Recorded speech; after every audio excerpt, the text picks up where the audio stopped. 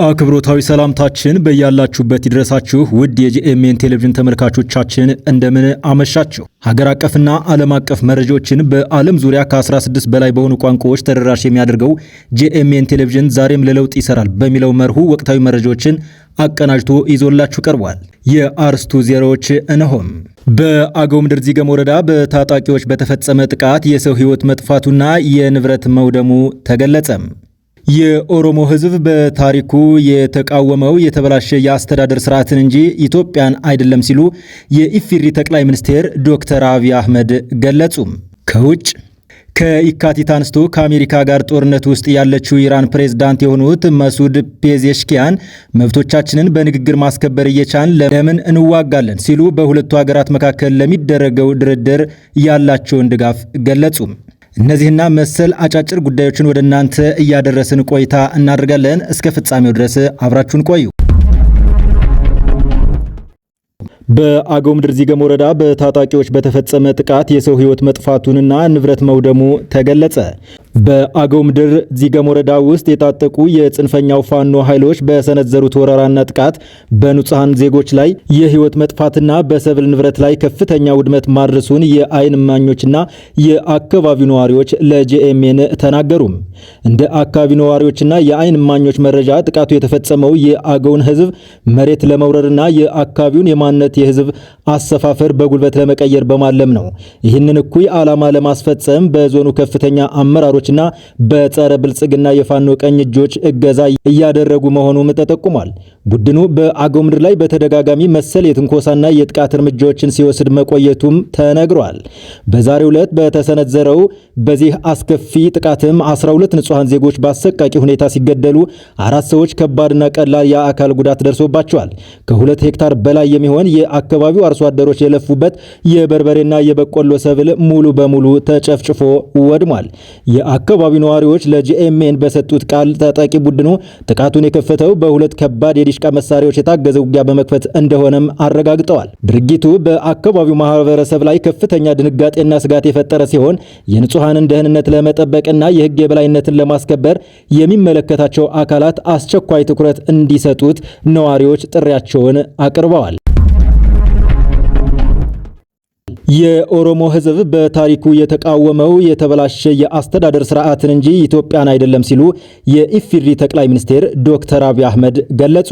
የኦሮሞ ሕዝብ በታሪኩ የተቃወመው የተበላሸ የአስተዳደር ስርዓት እንጂ ሀገርን አይደለም ያሉት ጠቅላይ ሚኒስትሩ ሀገርን በመገንባት ሂደትም ደሙን አጥንቱንና ላቡን ማፍሰሱንም ገልጸዋል።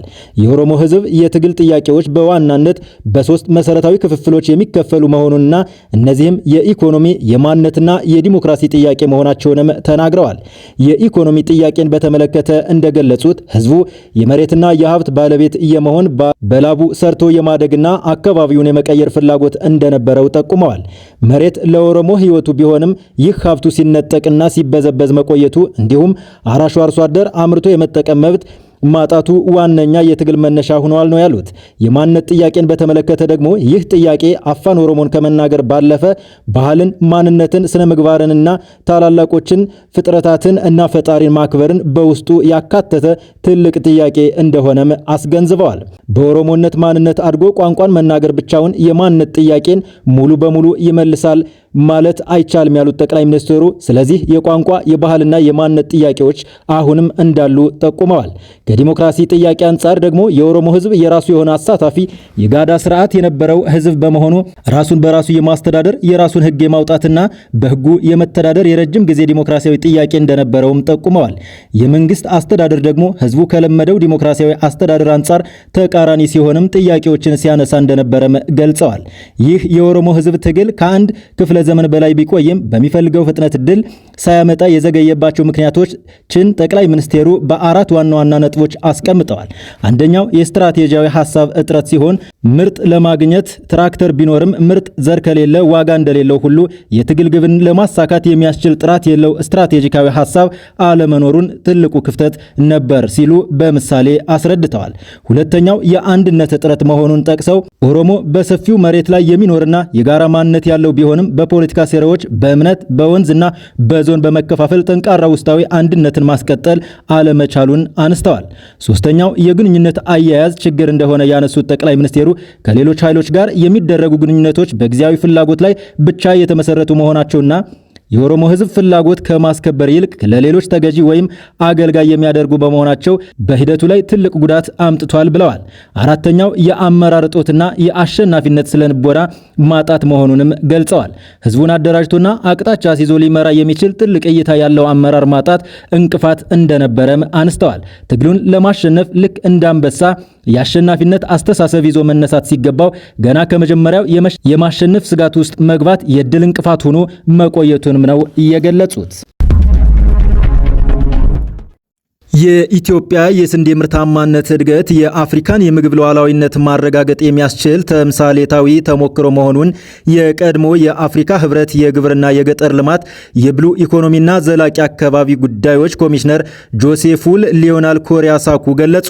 የአፍሪካ ሀገራትም የኢትዮጵያንና ሌሎች ምርጥ ተሞክሮችን በመቀመር በግብርናው መስክ የምግብ ዋስትናን የሚያረጋግጥ የራስ አቅም መገንባት እንዳለባቸውም አሳስበዋል። ጆሴፍ ሊዮናል ኮሪያ ሳኮ እንዳሉት አፍሪካ ግብርናን ጨምሮ የምግብ ሉዓላዊነትን፣ የምርታማነት አቅምን የሚያጎለብት በርካታ የእድገት ተስፋና ጸጋ የታደለች አህጉር ናት።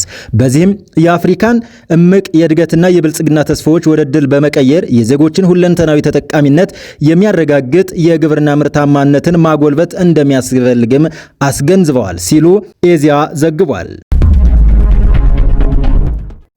ከውጭ ከየካቲት አንስቶ ከአሜሪካ ጋር ጦርነት ውስጥ ያለችው ኢራን ፕሬዝዳንት የሆኑት ማሱድ ፔዜሽኪያን መብቶቻችንን በንግግር ማስከበር እየቻልን ለምን እንዋጋለን ሲሉ በሁለቱ ሀገራት መካከል ለሚደረገው ድርድር ያላቸውን ድጋፍ ገለጹ።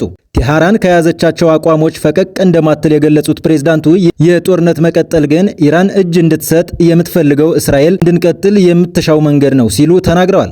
5 ወር ያለፈው የመካከለኛው ምስራቅ ግጭትን በድርድር ለመፍታት የተደረጉ ጥረቶች እስካሁን ድረስ ይሄ ነው የሚባል ውጤት አላስገኙም።